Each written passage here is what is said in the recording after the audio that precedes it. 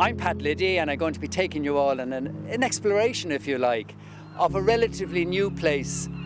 At least it seems relatively new. That's Coolock. But you know, there's a history in Coolock that goes back not just hundreds of years, but thousands of years. So in more recent history, it was where Catherine McAuley, the foundress of the Sisters of Mercy, was raised. And we will visit the house where she lived before she founded the Sisters of Mercy.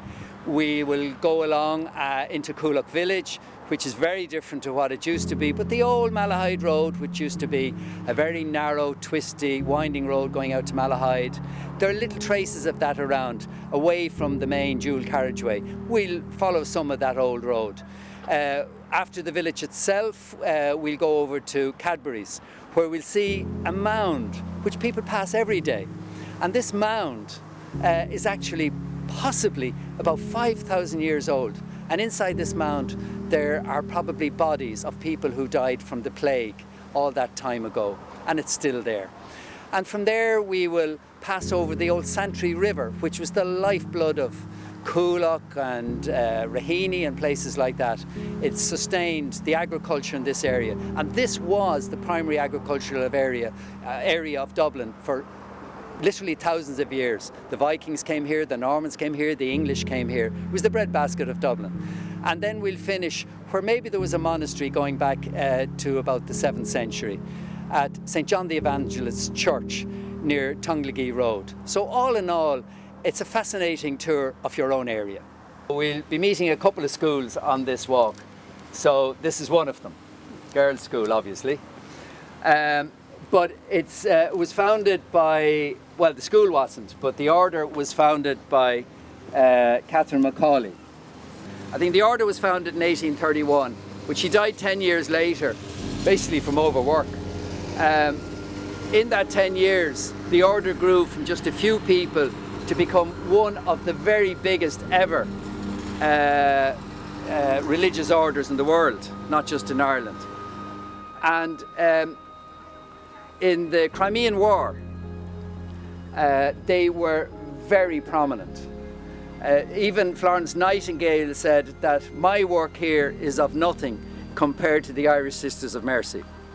And you don't hear that passed around too often.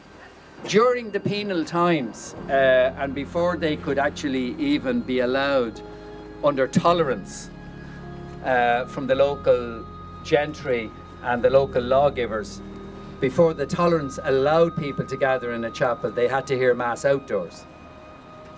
So there was actually a Mass rock here in Coolock, or so they say. At the other end, Beach Park Avenue is just here, but the other end of Beach Park Avenue, where it meets a new road, of course, Oscar Traynor Road, there's supposedly a Mass rock. What we'll do is we'll cross at the lights and we'll regain again, and it'll be nice and quiet, the old Malahide Road once more. And we'll stand opposite the sign which says Cadbury's, in case you cross the road before me. That's where we're going to stand, all right? Cadbury's is still very important to us as a company for the revenue it earns in Ireland and for the taxes it pays. But one of the reasons I stopped here was not to talk about Cadbury's, but the fact that they have beautiful landscaping. They look after the old Santry River that runs through them, which we'll talk about a little later on. And they look after one of only 2 or 3 of the prehistoric mounds that are left in this area. People might call it a fairy fort, but it's not. It's a prehistoric burial mound. See it over there? Even if you're low down, you'll have to come up a bit higher. But it's there in the middle. And that's believed, correct me if I'm wrong if somebody knows better, but I don't think the archaeologists have been in there. I'm not sure, but I don't think so. And there's a belief that it contains people who died from plague, which was quite common in those days. So the church behind me is St. John the Evangelist. Now, definitely in Coolock, there was an early church. A church going back maybe to the 5th, 6th century. It has an old graveyard, but it's not ancient in itself. So I can't really say an awful lot about St. John the Evangelist unless somebody has done a kind of a history on it. and has something to say. The Santry River is only 8 miles long, by the way. So it's not a substantial river. But it's a nice river in its own right. Once you reach, say, the Stardust Park. Many of us will remember the fire brigades that night in 1971, on the 14th of February. No, not 71, 81. 81, yeah, 81. When I heard the fire brigades, one after the other, and I said, there's something wrong there. There were 800 young people, more than 800, 841 young people in the Stardust nightclub. This is more aimed at the younger people who don't know much about this. Hands up who feel they're younger people. Yeah. Yeah, I thought so. So anyway, there were about 250 badly injured, but there were 48 people killed. And some definitely would have died no matter what, but most of them died from smoke inhalation and toxic inhalation and fire damage, because they couldn't get out because of barred windows and locked doors and so forth.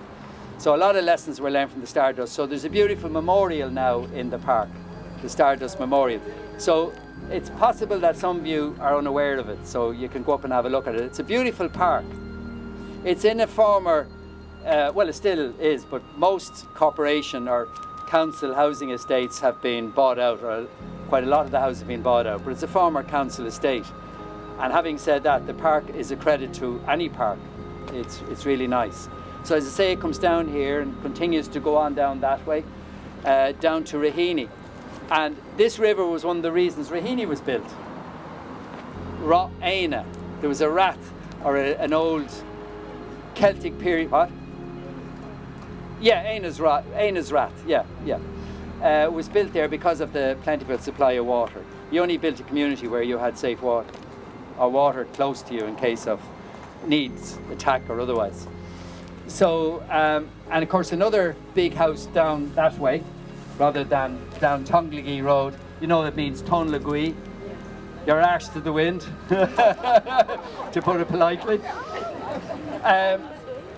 The house, Edenmore House, was turned in by an order of nuns into St. Joseph's nursing home, and then it became a hospital, and now it's part of the Beaumont Hospital organisation. It's a kind of a chapel of ease to Beaumont Hospital. So it's come up in the world a bit. Oh, you have I have one here. Yeah, just again to thanks.